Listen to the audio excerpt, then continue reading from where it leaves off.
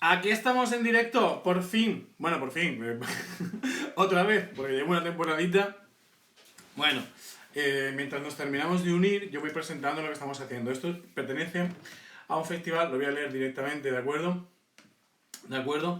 De vídeos live, o como se pronuncia esto, de It Gets Better España. De organización maravillosa de la cual soy embajador de la letra I, de personas intersexuales. Y desde hace ya unos añitos, y algún vídeo mío en la web de It Gets Better, hay, bueno, tengo algún que otro post dedicado al tema, y ellos incluso tienen en su web pues una entrevista que hicimos hablando de la intersexualidad y todo esto, que podéis recurrir allí a informaros acerca de qué es esto de la intersexualidad si queréis más información, aunque lo vamos a ir hablando, ¿de acuerdo? Y vamos a estar juntos pues hasta las 18:30, que empezará otra persona. Concretamente, lo voy a decir porque lo tengo aquí delante, ¿de acuerdo? Dani Marrero, ¿vale? Que también va a hacer su directo por Instagram y bueno. ¿Yo qué voy a hacer? Pues aquí tengo unas preguntas que me han pasado desde la propia organización para ir contestando, pero también voy a contestar a vuestras preguntas. O sea que vamos a charlar durante esta media horita nosotros y estupendo. Mira, por aquí veis a It Gets Beta España. Seguidle, por cierto, el perfil, si no lo conocéis, porque hacen cosas muy chulas para, sobre todo, los adolescentes LGBTIQH y todo lo demás. ¿De acuerdo? Mira, aquí está, itgetsbeta.es. Y tenéis un montón de información, sobre todo dirigida a esto, a personas que lo están pasando en estos momentos regular, por decirlo de alguna manera, y que, bueno, pues lo que hacemos los que ya hemos pasado por esas situaciones, pues primero darles muchos ánimos y ofrecerles pues algunas pistas, algunas pautas para que ellos también puedan resolver su situación y saber que al final it gets better, la cosa se pone mejor, que es de lo que se trata al fin y al cabo, ¿vale? Yo voy a comenzar con la primera pregunta que me han lanzado, ¿de acuerdo? Me he pegado una duchita antes, acabo de terminar de trabajar hace un ratito y me he dado una duchita para estar más fresco. La primera pregunta que tenemos que contestar todos y la que tenemos que hablar es de cómo fue mi infancia y mi adolescencia y si fue muy dura. Bueno, en mi canal de YouTube, en el canal de por aquí, mira, aquí todo mejora, es el hashtag, que lo podéis seguir también, ¿de acuerdo? En mi canal de YouTube tengo una entrevista que me hicieron en Bilbao el año pasado, por estas fechas además, que fue muy bonita porque se emitió dentro de un programa de la televisión local de allí, y la habíamos grabado en una biblioteca impresionante, era un sitio realmente genial, ¿no? Y entráis al canal de Gabriel J. Martín, buscáis intersexualidad en primera persona. Y allí pues tenéis hora y pico de este señor contando cómo ha sido su experiencia como persona que nació con genitales intersexuales. Cuando yo nací, mis genitales, los externos, tenían una apariencia muy ambigua, pero muy ambigua tirando a femenina. Y los médicos, que atendieron mi parto, pensaron que yo era una niña, me pusieron un nombre femenino, Patricia. De hecho, si buscáis en la Wikipedia, que estoy en la Wikipedia, no me lo puedo creer, encontráis toda esta información allí, ¿no? Me pusieron Patricia, me educaron como una niña. Yo siempre tuve identidad masculina, no sabía entender por qué yo me veía a mí mismo como un niño y todas estas cosas, hasta que poco a poco fui comprendiendo cosas que me sucedían. Bien, siempre tuve un comportamiento muy masculino, y cuando tienes un comportamiento que no se ajusta a los estereotipos de género, pues ¿qué es lo que ocurre? Pues lo que sabéis perfectamente, que te cascan, que te insultan, que te agreden, que te hacen de lado, que te joden la vida, realmente. Y la infancia, pues os podéis imaginar que fue bastante complicada. Pero llega la adolescencia y yo desarrollo, y llega el desarrollo sexual masculino, perdón, desarrollo sexual secundario, que en mi caso fue en masculino. Mira, Sergio aquí. Sergio es un amor y hace broma. ¡Ella! En la Wikipedia. Pues sí.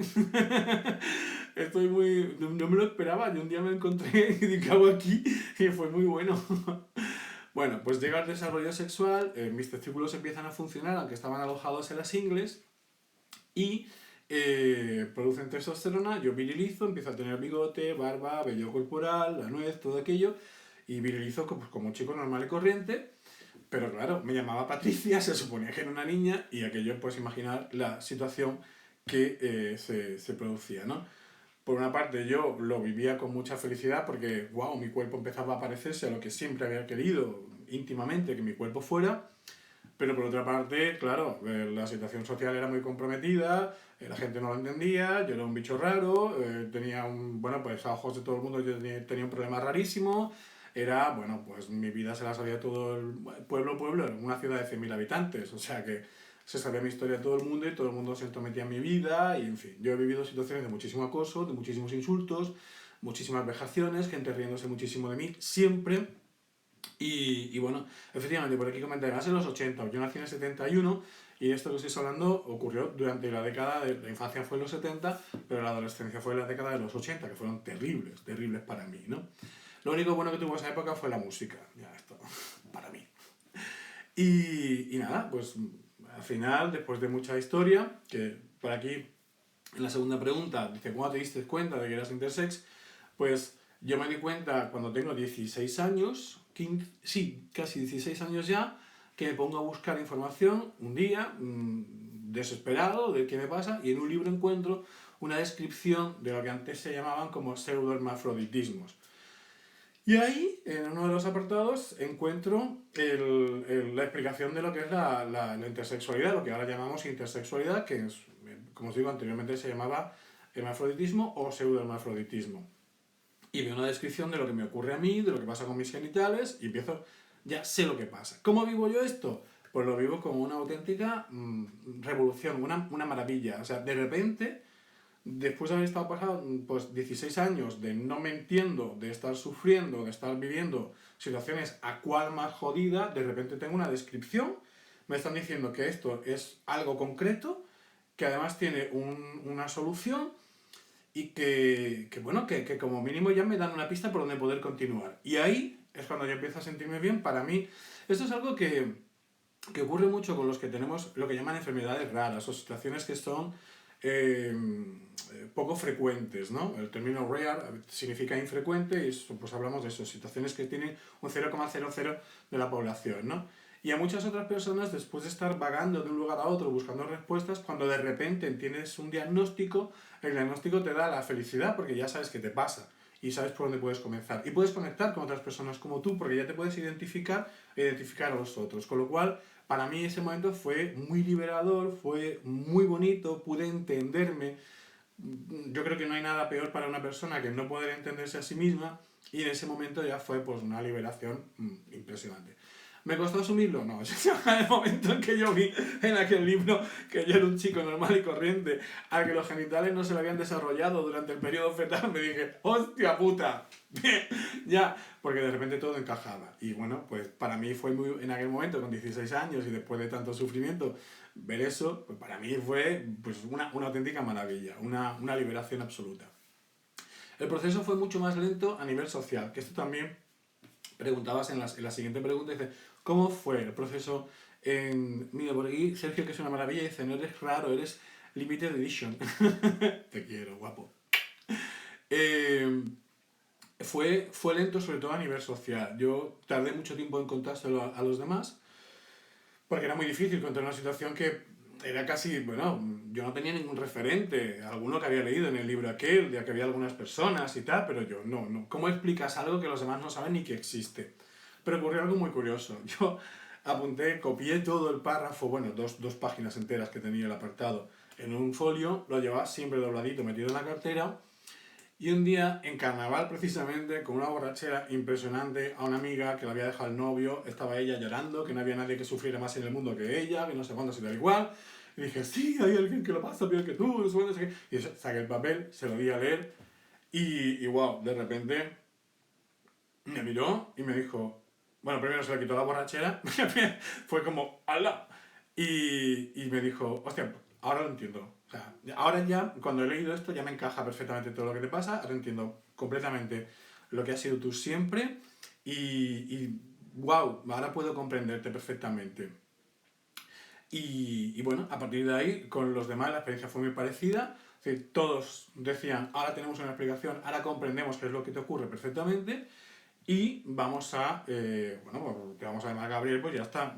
Pues eso, pues como ¿qué es el nombre? Siempre lo cuento, ¿no? En la familia yo siempre escuchaba, pues si Patricia hubiera sido un niño, se hubiera llamado Gabriel José, como los dos abuelos, ¿no? Y efectivamente, pues dije, pues este era mi nombre, el que tenía que haber tenido, y voy a vivir con este nombre que es el mío, con el que siempre me identifique. Entonces, con los amigos fue fácil, lo entendieron muy bien, para la familia fue muy complicado, no lo llevaron bien, costó, padres y tal, costó, la verdad. Y luego el entorno más distante, bueno, pues hablaba de todo, la gente se inventaba cosas y todo aquello, pero pues, mira, la gente que me importa pues, lo tiene claro y todo lo demás, y la gente que no me importa, pues no me importa. Y tengo que aprender a que no me importe. O sea que no es fácil, siempre es difícil, pero lo intenté. Y en el instituto se portaron muy bien conmigo. Entonces llegamos al pacto de que mientras yo legalmente me siguiera llamando Patricia, pues en las listas oficiales tenía que aparecer así, pero en las listas no oficiales, las de clase y todo aquello, pues me va a aparecer el nombre Gabriel José. Y con esa situación, luego ya emprendimos un procedimiento judicial para rectificar el asiento en el registro civil, todo esto, y cambiarme el nombre, y entonces ya sí legalmente la documentación aparecía en toda la documentación, ¿no? Pero ese fue mi proceso de salida del armario, que además fue, yo recuerdo, el instituto, yo empecé, hice, cuando se hacía primero de U, que sería tercero de la ESO, perdón, y luego había un CO, que era como el bachillerato ya final y tal, ¿no? Repetí un curso, porque lo pasé muy mal, y yo no tenía cabeza para estudiar, repetí un curso, y recuerdo, fue el primer año, claro, yo tenía un aspecto pues, masculino, y yo había entregado las fotografías en el instituto con la matrícula, y en la fotografía pues había puesto mi nombre detrás, Patricia Martín, tal, ¿no? Y la secretaria pensó que aquella A estaba mal escrita porque aquel tipo pues, era un chico, evidentemente, y en la lista puso Patricio. Entonces la profesora, pues, Martín, Patricio. Entonces yo levanté la mano, no, mira, no es Patricio, es Patricia. Ella, con una cara como de, oye, ¿en serio te llamas? Pues imaginaos la situación tan complicada, tal y cual. Pero en COU, que ya fue mi último año allí, cuando pasaron la lista el primer día, fue Martín, Gabriel José. Entonces, aquello de levantar la mano, murmullitos alrededor, pero fue, por un lado, la parte más dolorosa de mi vida, la pasé en el instituto, pero también es verdad que la parte más bonita de cuando de repente yo ya, pues esto es lo que soy, me muestro, y al que le guste perfecto y al que no, pues un chico que se joda, también ocurrió en el instituto, ¿no? Y esa fue mi salida en el armario. Y luego, claro, yo pasé una... Por aquí Sergio dice que si vemos alguna foto de Patricia. Maricón, mi Instagram tiene varias fotos mías de pequeño, pequeña, o como lo quieras decir. Y estoy ahí, o sea que búscame. Entonces, luego hubo una época en la que, bueno, pues yo, claro, aspecto masculino, nombre masculino, pues nadie sabía nada. Y si yo no contaba nada, nadie sabía.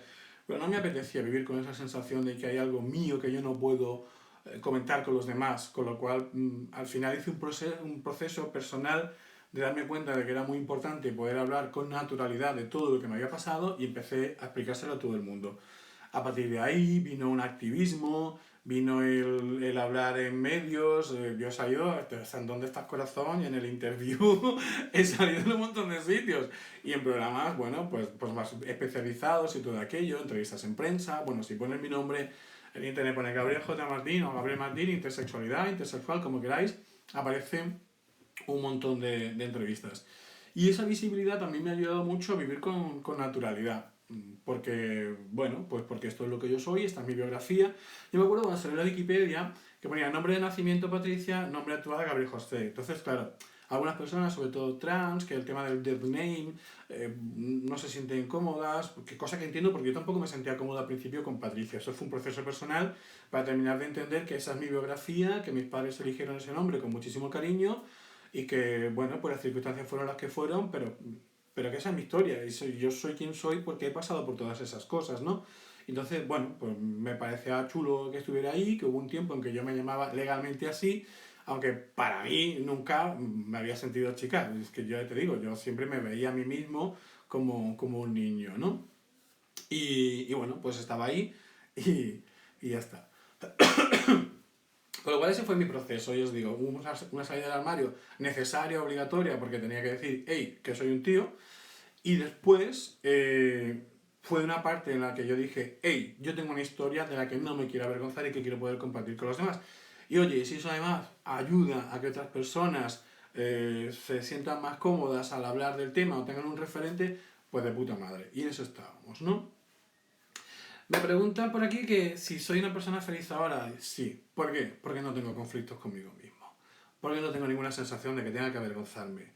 Porque no tengo ninguna sensación de que tenga que esconder nada de mi vida. Mi vida es tal cual, es transparente y habrá quien le guste, habrá quien no le guste, pero no es problema mío. Entonces yo no siento para mí el conflicto con lo que soy, ni con lo que hago, ni con lo que dejo de hacer. Con lo cual, que yo entiendo que para mí la felicidad es eso, la felicidad tiene que ver con estar libre de conflicto. Aquí Beto, que le preocupan algunas cosas, lo de toser, cariño. Si entras en mi YouTube, que creo que estabas por ahí en algún momento, verás que había vídeos míos en los que tenía un gripazo que me iba a morir. No es coronavirus, no tengo tanto glamour, te lo garantizo. Vale.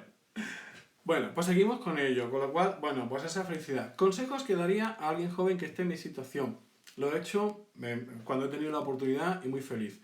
Uno, que se entiendan, que tengan muy claro qué es lo que son, que tengan muy claro que lo que les ocurre no es nada de lo que tengan que avergonzarse. No han matado a nadie, no han robado a nadie, no han mentido a nadie, no han hecho nada malo para nadie. Simplemente han tenido la casualidad de que han nacido con unas circunstancias que son excepcionales en el sentido de que son poco frecuentes y que se sientan orgullosas, orgullosos, orgulloses, como se quieran definir, de lo que son.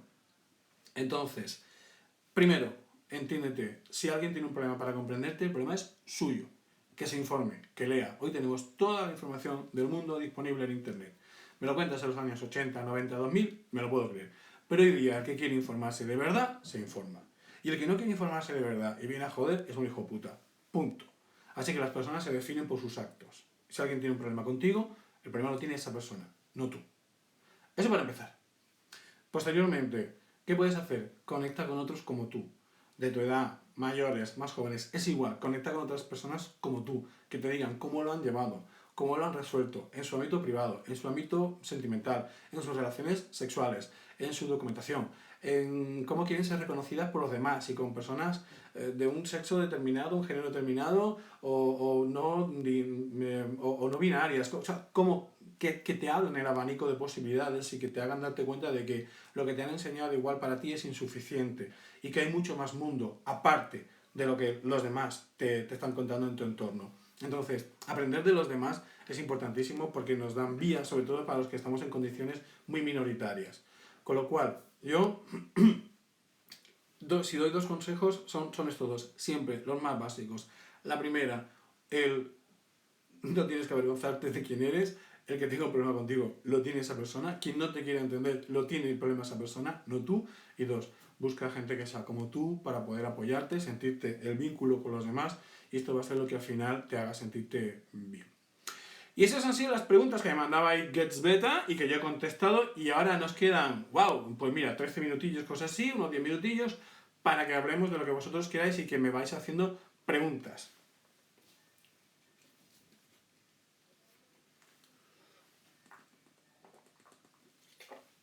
Con vuestro permiso me hidrato las cuerdas vocales que si no luego toso. Habían preguntado por aquí antes lo de la identidad. Mira, lo de la identidad. Yo siempre cuando jugaba, yo me veía a mí mismo como un chico. Pues me veía como Superman, me veía pues jugando como un vaquero, siempre...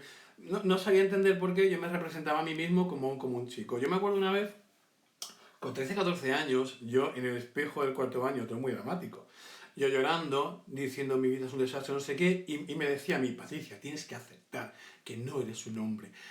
Tienes que dejar de imaginar que eres un hombre, claro. Luego me di cuenta que es que no estuviera imaginando, es que esa era mi representación mental, esa era mi identidad, y yo me la veía de esa manera, ¿no? Así que siempre la tuve, pero no la podía entender. Me preguntáis cómo elegir al novio, ¿cómo elijo yo al novio adecuado?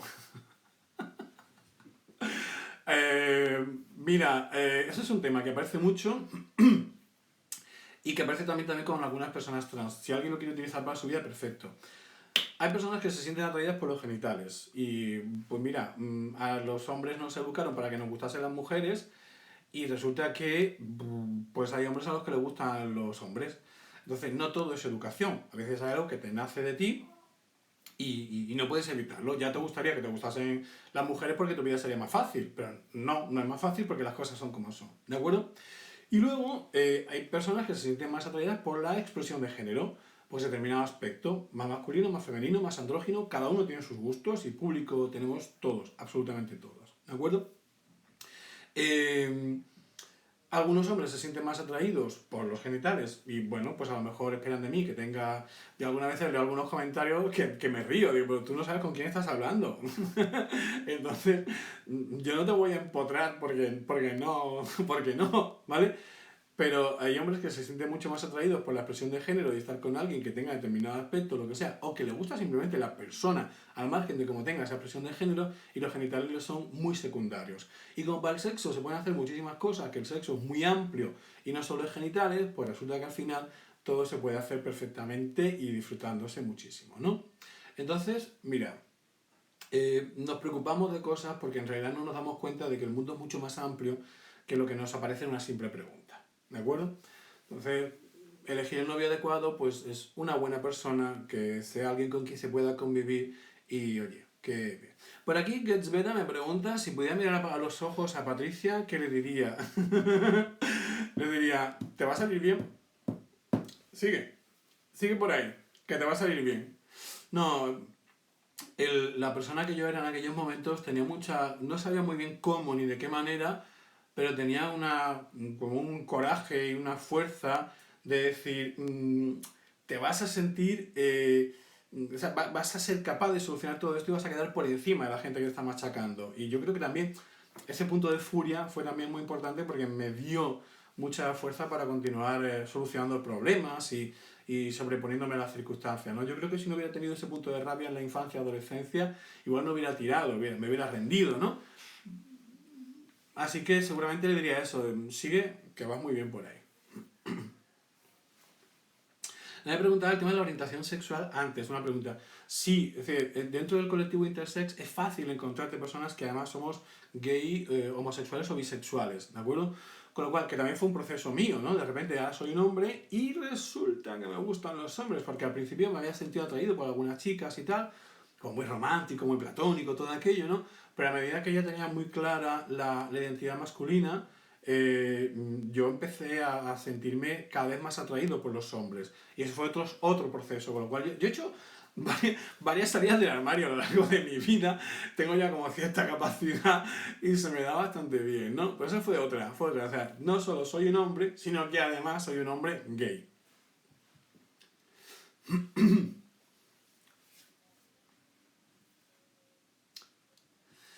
Sí, te gustaban los chicos siendo mujer, sí, lo que pasa es que en aquel momento, como no causaba conflicto, pasaba desapercibido, pero a mí me encantaba un vecino del barrio, Jorge, que es guapísimo el cabrón, y siempre lo recuerdo, con mi hermana digo, ¿te acuerdas lo guapo que era Jorge, cómo nos gustaban los dos? Y decía, claro que me acuerdo, o sea que, pero en aquel momento no producía disonancia, porque se suponía que a Patricia le tenían que gustar los chicos, con lo cual no es de aquellas cosas que te captan la atención porque no genera ningún tipo de extrañeza, ¿no? Pero sí, desde pequeño me había gustado pues el niño guapo de la clase típico de siempre y me había gustado pues el vecino del barrio y ya está. Y el primo de un vecino mío que también estaba buenísimo y era muy guapo y jugaba muy bien al fútbol y todas esas cosas, ¿no?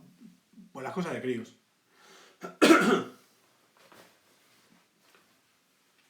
Nico, me estás preguntando una cosa que no tiene que ver con el tema. En otro momento hablamos de esto, cariño.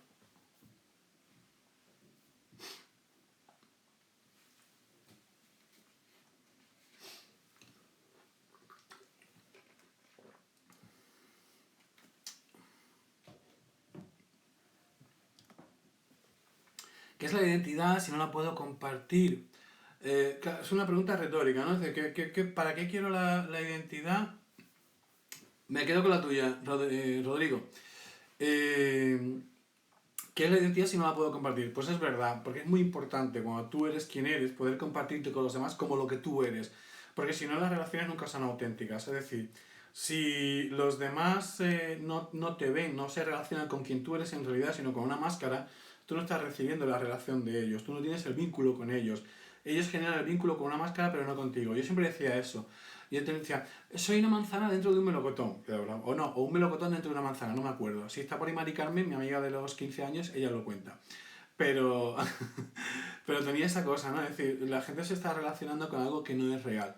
Y lo que es real no puede salir. No era capaz de decirlo en aquellos momentos porque bueno, pues porque costaba hablar de ese tema, me suponía mucha dificultad, ¿no? Entonces, bueno, pues no... Era complicado.